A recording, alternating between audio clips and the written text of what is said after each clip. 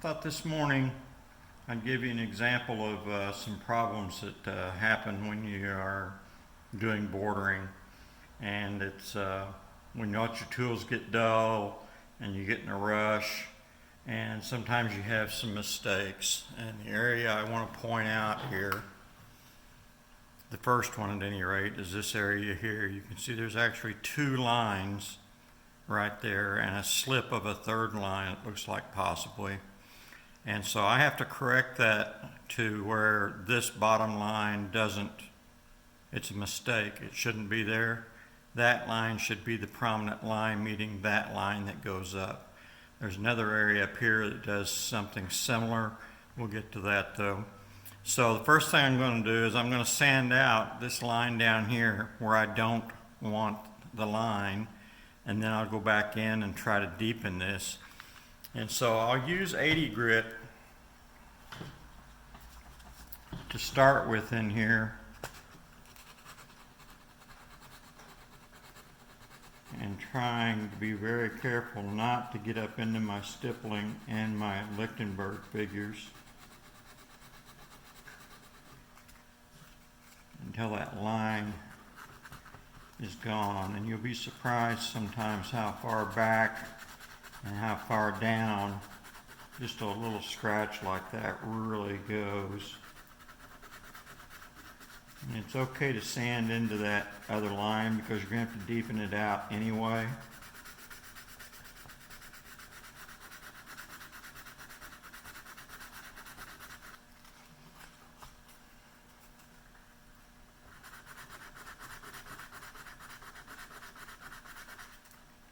Okay, that's got me down pretty much to the one line.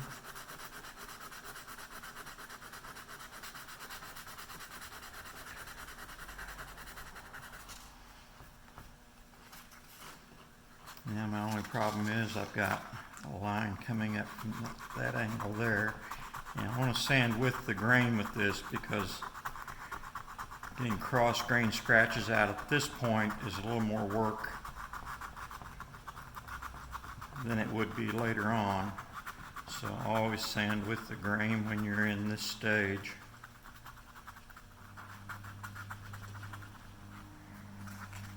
Okay, now I've got another slight, if you can see it here, overrun right there. It's a scratch out. I'm going to get rid of it at the same time.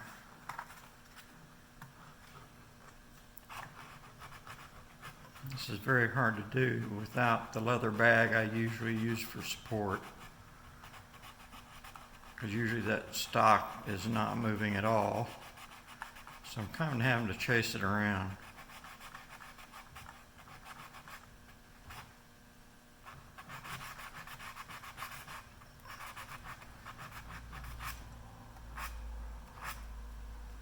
That's got most of it. And just for contouring, because I took so much off in those corners, I'm going to take a little bit off down the side of the grip as well.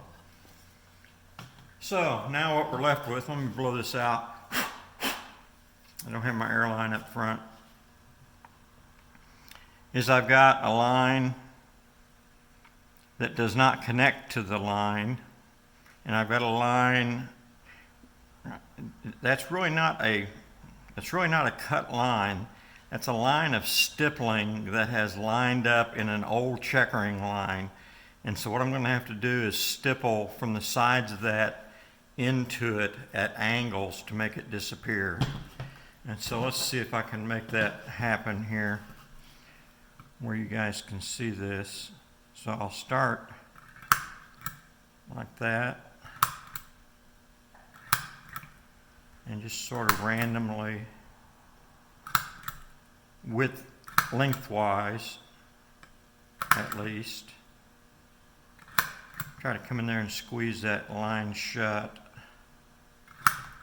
And remember, I'm going to be using a wood hardener, so all this wood that I'm shoving around, as long as it has some fiber connecting to it, it's going to be just fine in terms of the ability to stand up. And so I'll do the same thing from this side, trying not to slip outside the borders. Sorry, excuse my hand there. I know you can't see very well what I'm doing. I'm trying to lean it back, but I can't. If I get back too far, then I'm going to skip out and make damage in an area that I don't want any. Just like I almost did there. Another thing you can do is you can get it in and then squeeze it over. In other words, make a stipple and squeeze over. It's a high spot, make a stipple and squeeze over. Now that line is starting to disappear. I don't know if you can see that now, how much better that is in terms of where we were a minute ago. But see, that was I got a spot I got to sand out.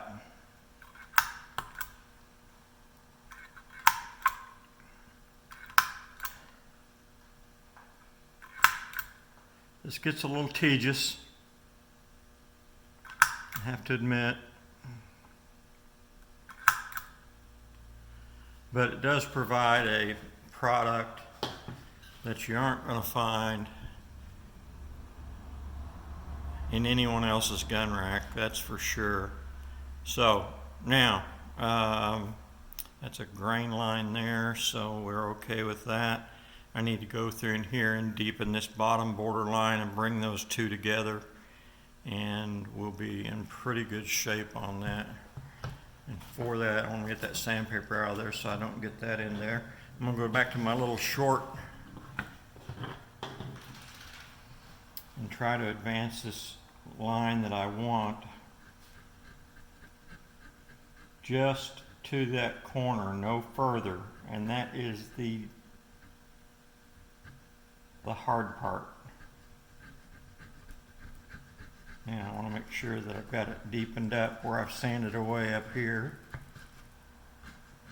A little easier since it's a straight shot, but remember there were two lines there, one of them being a mistake. Take a closer look. That's looking pretty good. Turn it around. I normally work away from myself, probably because I've always been taught to point sharp things away from myself when I'm working, more so than out of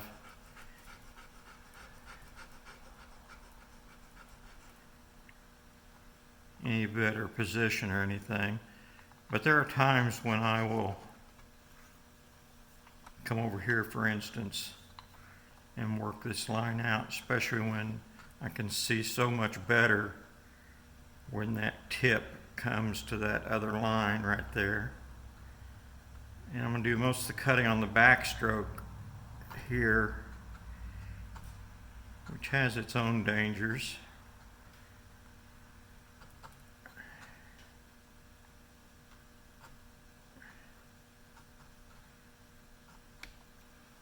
Okay. And so that's a fairly decently, I'm going to do some more stippling in that corner on that one line. It's a fairly decent repair to what was going to be an ugly mess. Make sure I'm still on camera here. And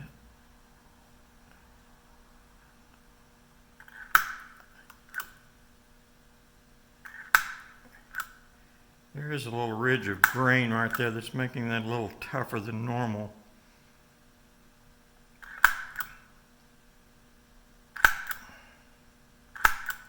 I had some extra deep stippling to sort of blend that away from that corner so it's not quite so obvious. And notice I'm pushing pretty hard. I'm not just pushing and letting it fire. I'm actually putting some depth in this stipple.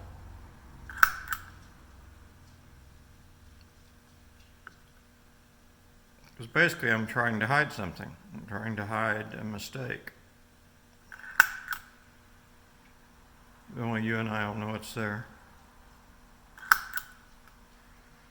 Okay, on up here. Looks like we're in pretty good shape there. Got a little bit of a double line C right there. So what I'm going to do is I'm basically going to extend this border and lay that tool over and cut that V and move it down and then re-stipple into the V. Make sure you can see here.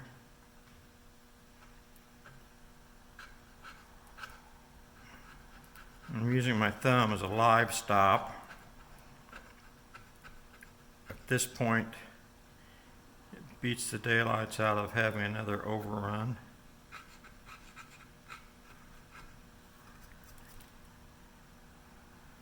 There we go. Yeah, I just want to cut on the back stroke from that line.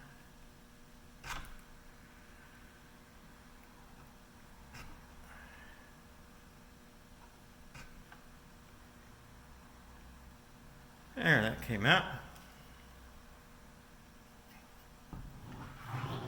And we'll do a little bit of similar repair up this inside straight here, which got two lines going on me before I realized it because I let sawdust accumulate.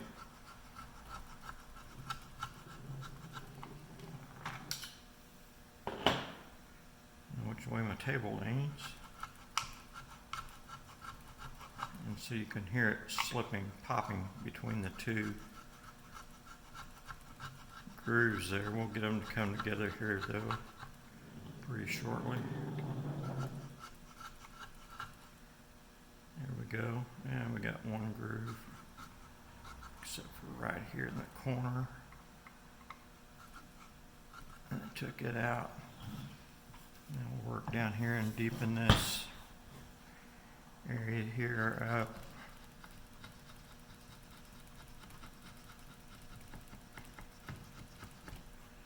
To make it blend. And this is likely where I got in trouble last time, was coming from the other end and overshooting.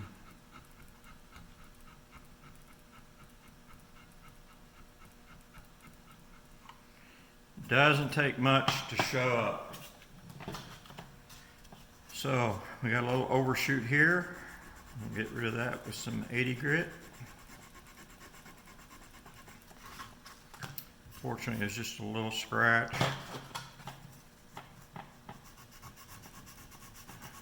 Now I would, before I start putting any oil on it whatsoever, because I don't use any filler. In the French polish process that I use the oil all the way up from the wood base and continue that.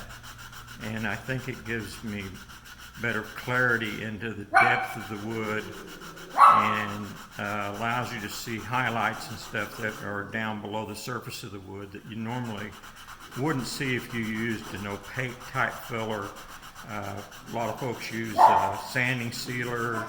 A lot of folks use a combination that they will put in their first couple of coats of oil and then sand it smooth, and then wipe it into the holes or pores of the wood. And while that does in fact work and very quickly fills the pores in the wood, it also cuts out some depth because you've got an opaque element in there. Now we got a real mess right here of overrun to clean up. I don't know if that's on camera, of course not. Let's see if we can get it on camera. There it is. Quite the mess of overrun. I was going to originally extend the V's like Perazzi does, one over the back, but it was going to end up off center because of the way that I cut away for palm swell here. And so I thought it was going to look a little funny, and so I opted not to do that. And so what would have been actually not even an overrun, it would have been a continuation of a line, now became an overrun, so it's kind of a self-inflicted wound there.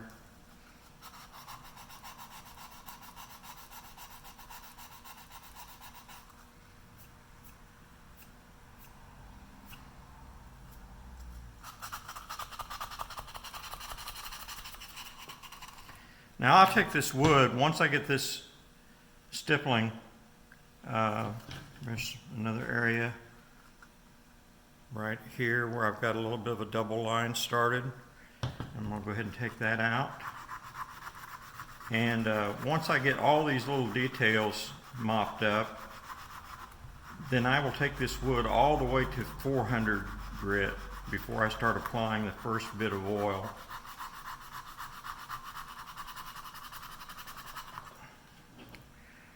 And I'll take just a single drop and just spread it with a lot of pressure and a lot of frictional heat from my fingers, and spread that drop. Sometimes a drop, well, on this particular stock, a drop will cover this entire side of this wood and probably blend over onto the sides, and the other drop will actually be too much for the other side, and I'll blend back over the top with it as well.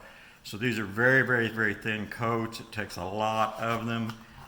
25, 30 is not unheard of or out of line. This just brought my attention to another area that I need to stipple from this direction.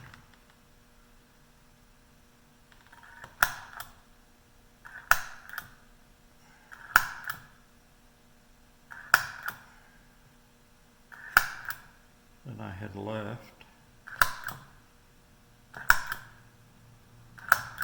Now I have to go over this with a pretty critical eye and some magnification, actually, to get all the areas that are in. I need to go to work where my blowgun's at, but I thought I'd give you an idea of what it was like to work on some of these overruns and to clean up the master engravers, the master checkerers. They don't get these overruns like this. I don't know how they have so much control, but I've watched the women from Perazzi do stocks, and it's amazing to me to watch how fast they can do a stock by hand, not using powered tools, using the same tools I'm using, and they can knock it out a pattern on a stock. They lay out the master lines, and then they come in and they fill them in, and they are so fast, it's incredible. And you'll look at those lines and you think, as fast as they were going, there's no way they kept that straight, and they'll be just as straight as a string. This is another really bad area right here that's got to have a lot fixed. So I'll share that with you.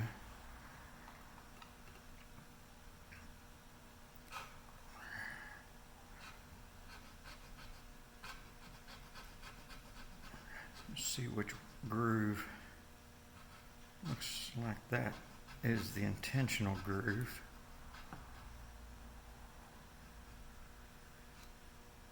Right there.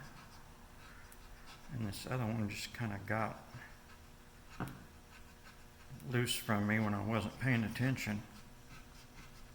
That'll happen. You start getting tired and you start getting a little sloppy, and the next thing you know, you've made a big mistake. See, there's a big skate mark where my tool came out of the groove, or it may have been my stippler came popped out because I was trying to do too steep of an angle and gouge the wood. And how I keep this on camera is the trick.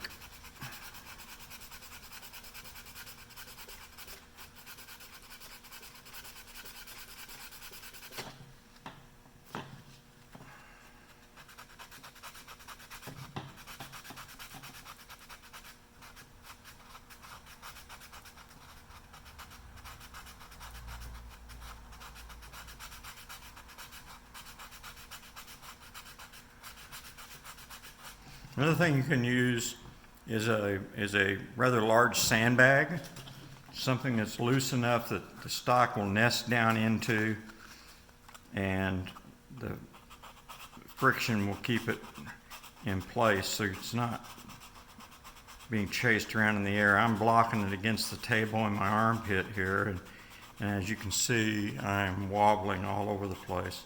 That's not very good for accuracy or finished product for that matter, but just trying to give you a better view of what's going on.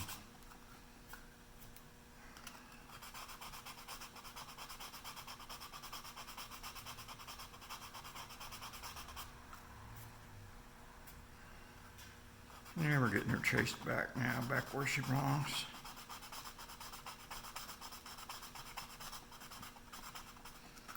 Let me go to another area of paper that's not got quite so much wear on it to finish.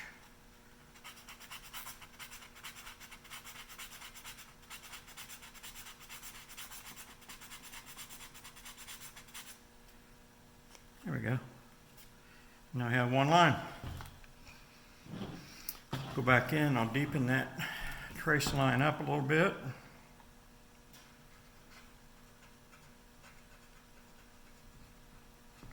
And we don't have as much one line as I thought we did. And the other thing we don't have is an entire border cut down through here.